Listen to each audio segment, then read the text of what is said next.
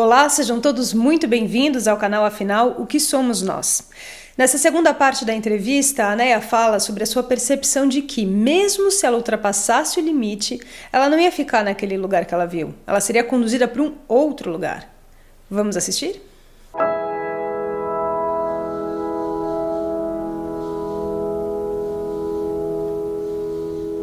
E voltar foi muito difícil. Não foi tão fácil como foi embora.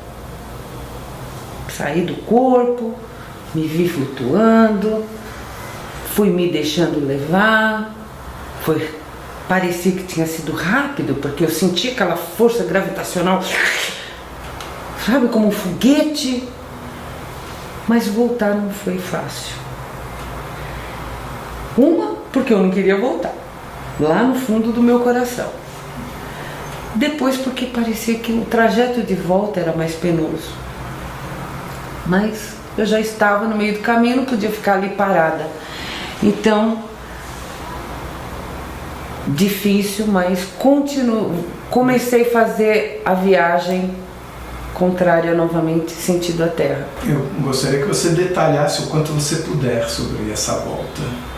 Pelo mesmo caminho, pelo mesmo tubo, e que em alguns momentos eu ficava pairando e não conseguia e continuar retornando, e bateu de novo o desespero, porque e agora? Tô perdida. Como assim de novo? Em que momento que você teve esse desespero antes? No início, quando eu não estava entendendo o que estava acontecendo. Fora do carro? Fora do carro, vendo o meu corpo. Tá. Quando tive a consciência, passou a ser tudo tranquilo.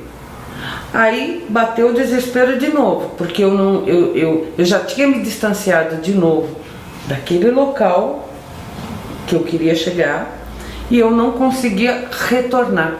Nesse momento, o que você via à sua volta?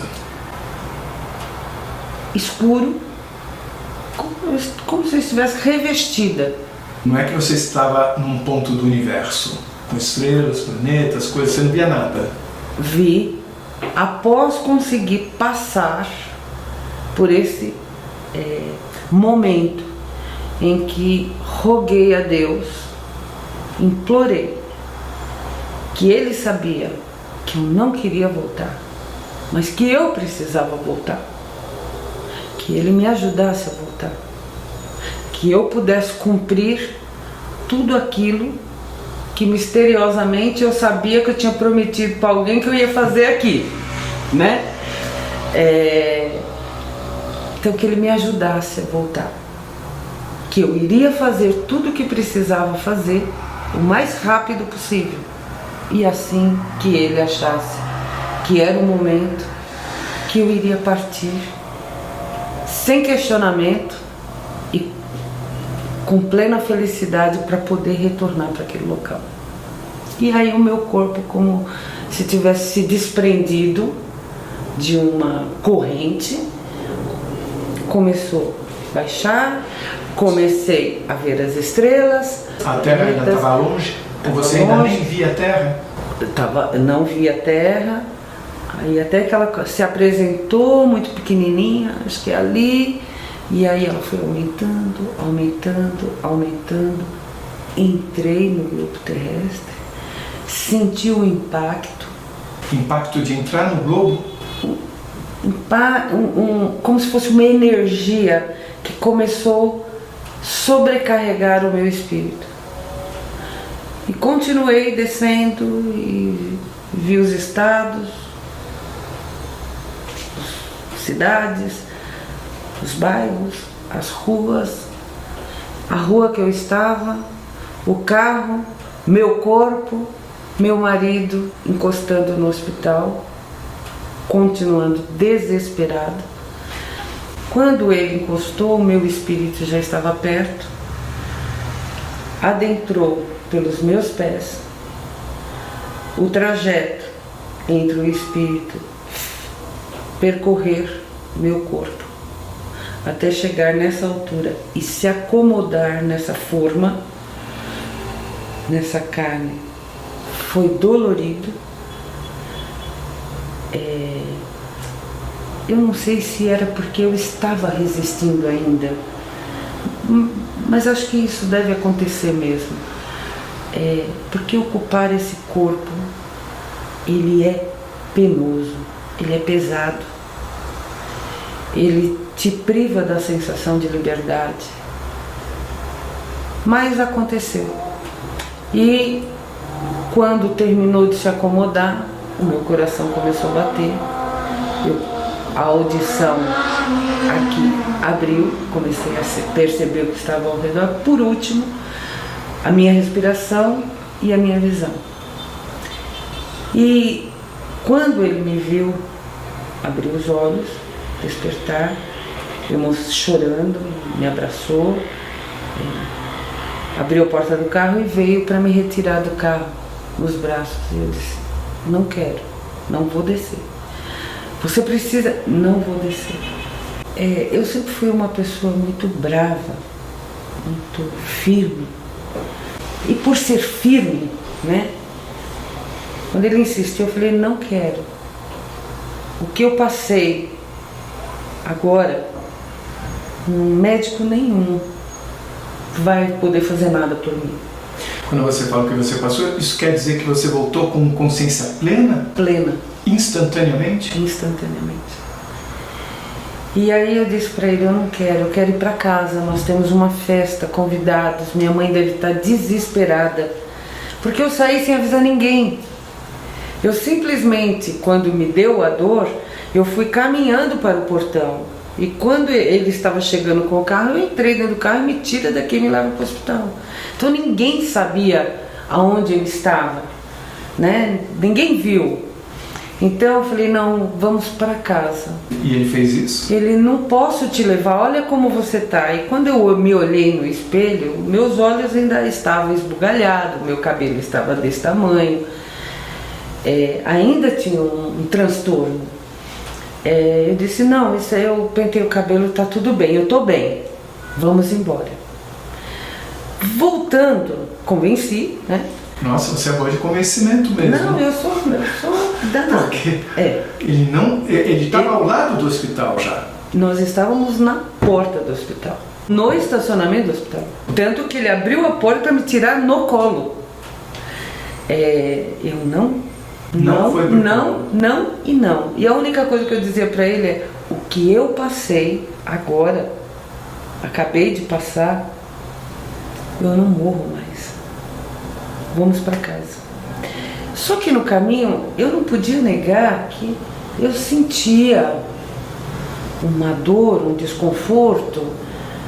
Aí, passando numa grande praça aqui em Guarulhos, em frente, falei, para o carro naquela farmácia, deixa eu medir minha pressão. Eu acho que é minha pressão. Eu nunca tive problema de pressão na vida. Eu nunca tinha medido a pressão na minha vida. Quando ele parou o carro, eu entrei, ainda com bolsa, com peso, fiz questão de carregar tudo. E entrei e um senhorzinho, falei, posso medir a pressão? Sentei, ele mediu a pressão 1, olhou para minha cara, mediu 2, buscou outro aparelho, mediu novamente, foi chamar um outro, veio um outro senhor, mediu a pressão com o aparelho, pegou um outro aparelho, mediu a pressão, olhou para mim, um minutinho só assim, foi buscar um outro senhorzinho. Esse senhorzinho veio, mediu a pressão uma única vez, olhou para meu marido e fez assim, o senhor é louco? Como é que essa mulher entrou aqui andando? A pressão dela é 2 e tá igual. Tira essa mulher daqui, pelo amor de Deus. Não escolha o hospital. A mesma frase do primeiro médico. Primeiro hospital, o senhor para com essa mulher. Mas é rápido, moço, é rápido. E já foi me levantando. Entrei dentro do carro e falei, sem desespero, nós vamos para casa agora. E ele queria questionar que tinha que ir para o hospital. Eu não quero ir para o hospital, eu quero ir para casa. Ele começou a discutir comigo e eu disse para ele, nada do que você falar. Se você for insistir, a gente chegar até o hospital, vou entrar por uma porta e vou sair pela dos fundos. E você estava conseguindo andar normalmente? Então, segundo o farmacêutico, ele não entendia como eu estava de pé, como eu entrei. Mas era uma força interior. Embora o meu corpo físico, eu sentia dores no meu corpo físico, eu sentia mal-estar, eu me sentia mal, mas dentro de mim estava bem e eufórica por tudo que eu vivi, mas sem a menor intenção ou vontade de falar para o meu marido o que eu tinha vivido. Aliás, naquele instante, para ninguém, porque eu própria precisava ainda entender o que tinha acontecido comigo. Então, não tinha vontade e nem acharia que meu marido, como nunca, entendeu essa passagem. Então, eu dizia para ele, então tá bom, vamos até em casa, vamos dizer para minha mãe, que está com todos os convidados, que ninguém sabe o que aconteceu, então nós vamos em casa, vou avisar minha mãe e a gente volta, tá bom? Dessa forma eu terminei de convencê-lo. Quando eu passei do portão da minha casa para dentro, eu falei, não é para dizer para ninguém que eu não estava bem, para ninguém. Temos uma festa, a casa está cheia e quando o último convidado for embora, eu vou para o hospital. Se eu me sentir mal, vou fazer da mesma forma que eu fiz quando tudo começou. Eu vou lhe pedir para me levar para o hospital, tá bom?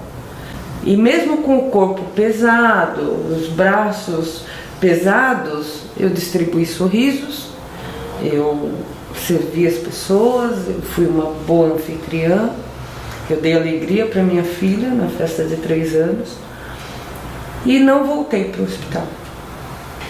Só que 6 meses depois, eu continuava com um desconforto, um mal-estar, algo que me incomodava muito. Quando deitava, parecia que as coisas que estavam aqui dentro ficava como um pêndulo solto dentro de mim, o coração. Acho que é bom procurar um médico, né? E assim fiz. Escolhi a dedo e, bom, o melhor médico é um médico que já cuidava da minha mãe há muitos anos, é um chinês. E de quebra, de tanto eu insistir, ele acabou sendo o pediatra da Leila. Então ele conhecia muito bem, né? Você é ótima para insistir, eu tô vendo.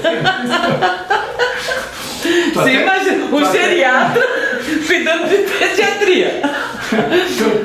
Tô com medo até. Mas eu dizia pra ele, eu não posso, eu confio em você. O que é um corpinho, um corpão, a mesma coisa.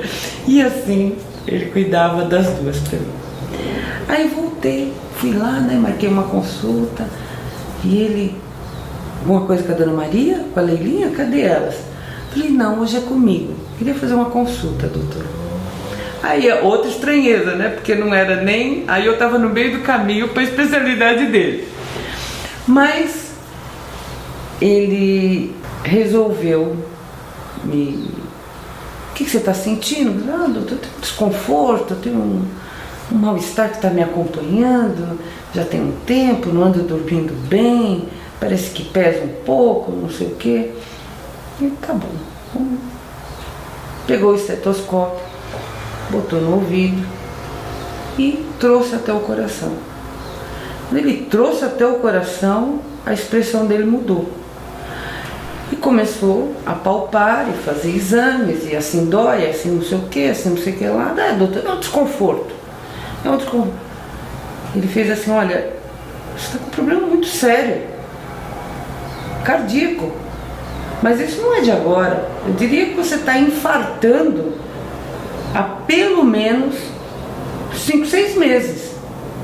Falei, doutor, infarto mata. Ele falou, pois é. Falei, e como é que uma pessoa infarta há tanto tempo? Dá um infarto lá e eu estou infartando até hoje? Ele falou, é possível, né? Tem pequenos, tem espasmo, tem isso, tem aquilo, mas a pessoa pode ter uma durabilidade de infartamento grande. Ele falou, tem que cuidar, porque pelo amor de Deus, a qualquer instante você pode ter, se você morre, você pode morrer. disso. Mas, doutor, tudo isso porque você botou esse negócio no ouvido? Pelo amor de Deus, você está exagerando. Aí, na conversa, porque ele insistia que não era uma coisa que estava acontecendo ali, naquele dia, naquela semana, naquele mês.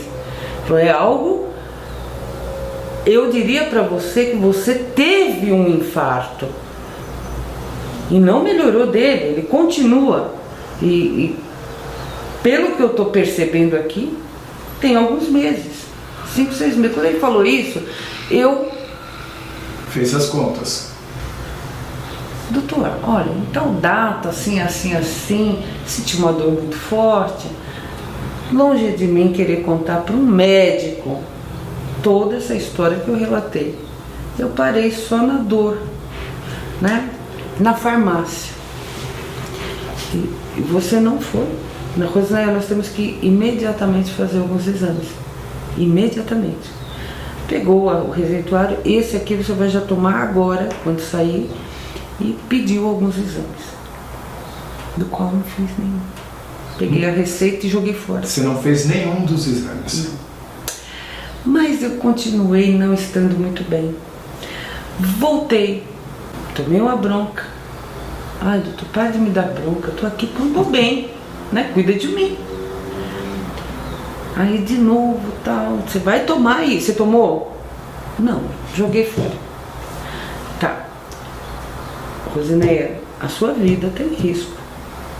Ó, uma das minhas especialidades é a cardiologia. Eu sei o que eu estou falando. O que isso é? Eu fui estudo da medicina, tá? Da ciência. Porque mulher não infarta. Se ela infartar antes dos 48 anos, é fulminante, segundo eles. Então eu acabei sendo um estudo. Esse médico, para você ter ideia, ele mudou de profissão. Por sua causa?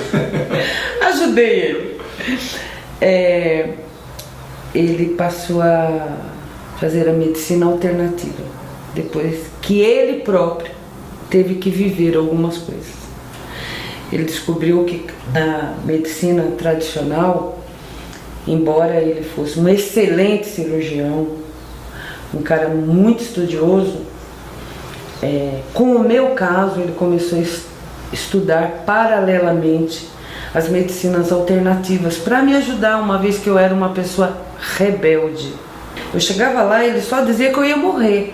E eu fiquei nervosa e piquei a receita e taquei nele. Eu falei, todo mundo vai morrer um dia. Para de me encher o saco. Vim aqui buscar solução. Você está me trazendo mais um problema. Para com isso. E queria me entupir de remédio.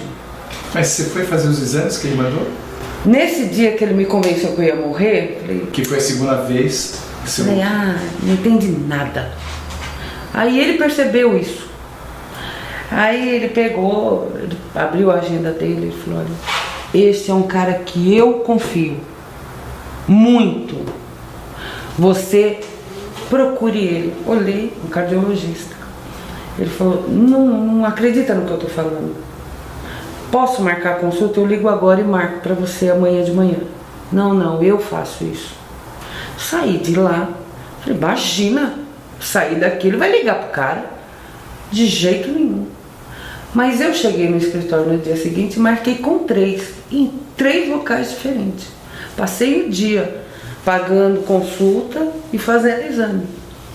O primeiro eu ia morrer muito rápido, o segundo eu ia morrer mesmo, porque eu estava no meio de um infarto. O terceiro me deu um fio de esperança, porque tem muitas formas de fazer exames, né? E um deles é ao palpar todo o seu corpo. E um desses, depois que ele passou com o eletro, com a entrevista, com o apalpamento, quando ele me pôs na frente dele, ele falou, olha, eu preciso estudar o seu caso, não estou entendendo. O que o senhor não está entendendo? Para nenhum eu disse nada, de nada, tá? Nem fazer uma consulta de rotina. Aí ele falou, é engraçado, seu eletro acusa sua entrevista, pela sua entrevista eu te dou pouquíssimo tempo de vida. Você é uma pessoa que você não pode ter notícia, nem que ganhou na loteria, nem que um parente seu querido morreu. Você vai infartar, você vai morrer junto. Mas é engraçado, apalpando você, eu sinto diferente. Mas eu preciso entender, preciso estudar isso. Aí eu peguei aquele gancho, que era o que me interessava, né? E disse, não, doutor, o senhor está certo. Eu não vou morrer. E eu comecei a querer me dar os diagnósticos, né? Ele falou, por que a senhora está nessa... A senhora não quer aceitar que a senhora tem um problema grave? Eu falei, doutor, eu não sinto assim. Ele falou, mas o cardiologista sou eu ou é você? Eu falei, o senhor pode ter estudado muito, mas quem sente sou eu. E dentro de mim, sou só eu que habito, o senhor não habita. Meu coração não é doente, tenho certeza disso. Mas eu me enchi com aquilo, né? Voltei no chinês. Quando eu voltei no chinês, eu falei, ó, Roberto, tá aqui o seu diagnóstico e de mais 3. Eu gostei desse último aqui, ó, que encontrou aqui que não entendeu porque que em um local acusa e em outro não. Então, nessa linha aqui que nós vamos seguir, tá? Aí ele, né, não tem jeito para você. Ele já tinha programado cirurgia do coração. Você é uma pessoa rebelde, você quer dar ordem em todo mundo, você vai morrer. Então é melhor cuidar, melhor passar pela cirurgia o mais rápido possível. Falei, Roberto, eu não sei o que é que acontece comigo, eu não sinto tudo isso. Vamos levar, vamos ver até onde dá. Você me socorre se eu precisar. E assim eu toquei minha vida. Até então eu não tinha falado nada com ninguém. Nada, absolutamente nada. Um dia eu fui comentar com a minha mãe daquele dia. Minha mãe, muito... Para, fruto da sua cabeça. Minha mãe, tudo que falava que não era real, palpável, trazia medo a ela. Pessoa maravilhosa, muito temente a Deus, mas não queria que se tocasse, ela tinha muito medo da morte. Meu marido era, ex-marido, né? Era, e é até hoje uma pessoa completamente descompromissada com tudo que dá trabalho para pensar, é melhor não pensar. É melhor, não, para quê? Se aconteceu, se não aconteceu, vamos tomar uma cerveja que é melhor. Pessoa completamente descompromissada com a vida. E eu não tinha com quem mais conversar sobre uma intimidade tão grande. O tempo foi passando, o cardiologista chinês me encurralando, que eu tinha que operar. E um dia eu tomei uma decisão que, já que eu ia morrer, eu ia viver bem até o dia que eu morresse. Então, eu não ia guardar nada dentro mais de mim, mágoas, deixar para amanhã alguma coisa. Então, se você pisou no meu calo, eu ia falar para você, não gostei, tá? Tudo ia ser resolvido hoje e agora. E eu comecei a perceber, depois de um tempo, com as minhas atitudes que assombraram todo mundo, porque eu comecei a dizer não, muitos nãos, e eu percebi que eu comecei a melhorar. E isso é que eu fui motivo de estudo da medicina. Porque aí, quando eu me senti livre daquele mal-estar, eu voltei no chinês e falei, eu quero um check-up completo. Isso motivado pela sua mudança de atitude interior? Sim. De não ter mágoa? De não guardar nada. Se alguém me magoou agora, a pessoa ia ficar sabendo. Eu não iria para casa para falar, poxa, fulano me magoou. Não. Agora eu ia resolver isso com você. O que eu tinha para dizer, tudo ia ser dito agora. Porque eu continuava sem tomar remédio, porque eu tinha medo de tomar remédio e ficar grogue para cumprir a tal da missão com a minha filha. Nesse instante de mudança, olhando para trás, você diria então que você costumava guardar essa água, esses ressentimentos? Isso era uma prática? Sim. Eu era... E até para não contrariar a pessoa. Eu preferia ficar contrariada e magoada do que dizer para você que você me magoou.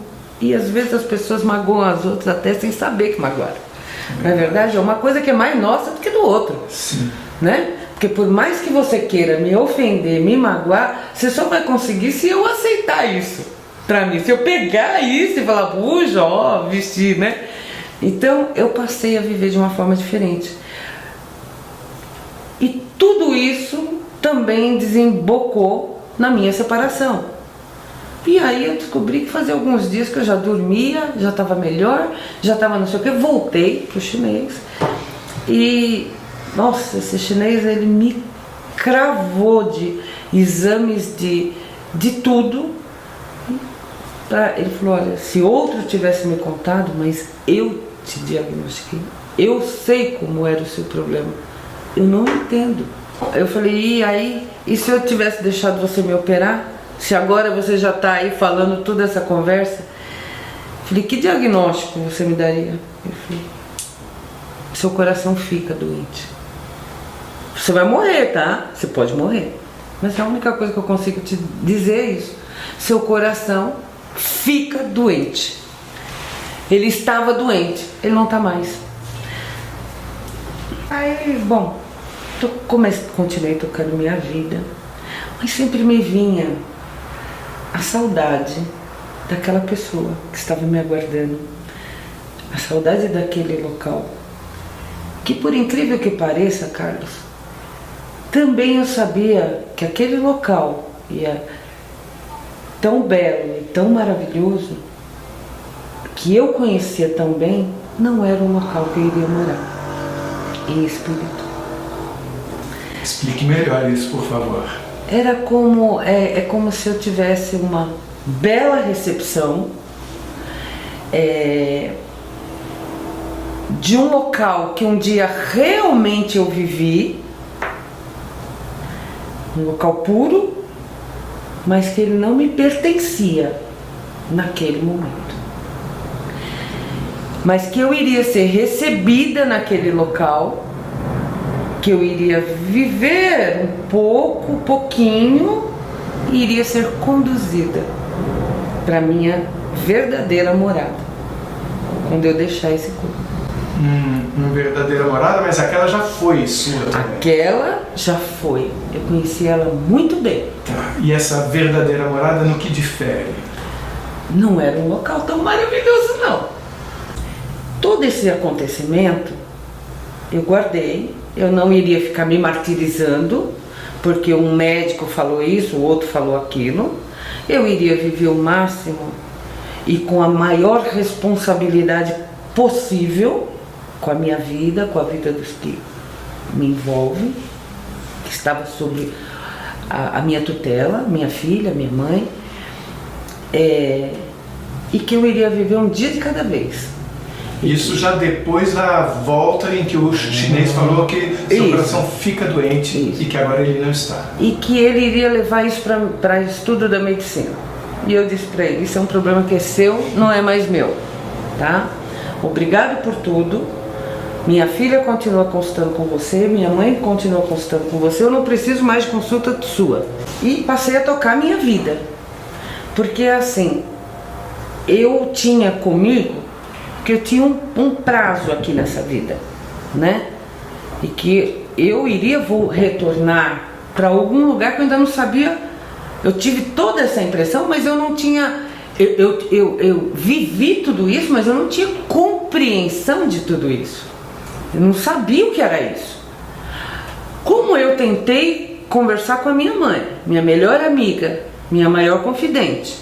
Tentei falar isso com o meu amor, o meu marido. E já tive uma negativa, me fechei. E observava, ninguém falava disso. Nunca tinha ouvido falar sobre isso. Como eu não podia questionar algo que eu sabia que eu tinha vivido, eu não podia me questionar, eu vivi aquilo. Eu simplesmente guardei isso, com uma firme certeza de que eu tinha que fazer, criar minha filha, fazer dela um ser humano bom, maravilhoso, que ela iria ficar nessa terra para que eu pudesse partir. Toquei minha vida sem se preocupar, porque entre eu e as orientações daquela pessoa, você precisa terminar, você prometeu que você iria fazer isso. Então assim, eu não sabia quanto tempo que eu tinha prometido que eu ia ficar aqui cuidando de pessoas, de coisas, mas isso estava dentro de mim. Então eu precisava fazer isso da melhor forma possível. E segui minha vida. Um dia, anos depois, estava sentada eu no sofá num domingo à noite e uma chamada, começou uma reportagem no Fantástico sobre a sensação de uma pessoa que se viu morta no corpo físico, e começou o depoimento dessa pessoa, como eu estou tentando fazer aqui agora. E no meio desse depoimento eu falei, mas como isso é possível? Essa mulher está falando de mim, eu nunca contei isso para ninguém. Como? A única coisa que diferenciava é porque ela chegou ao hospital, ela foi para a sala de cirurgia, ela foi aberta e ela viu toda a operação e ela se viu morta e ela fez, ela fala da viagem, mudava muito pouco, mas que dizia a mesma coisa do que eu tinha vivido. E eu me acendi. Falei, meu Deus, então isso existe. E existe para mais de um. Não fui só eu que vivi isso. Outras pessoas também viveram. Deve ter muitas por aí. E eu comecei a fazer pesquisas. Mas aonde? Por onde começar? Sempre fui muito religiosa, mas a religião não me trazia nenhum conteúdo em relação a isso.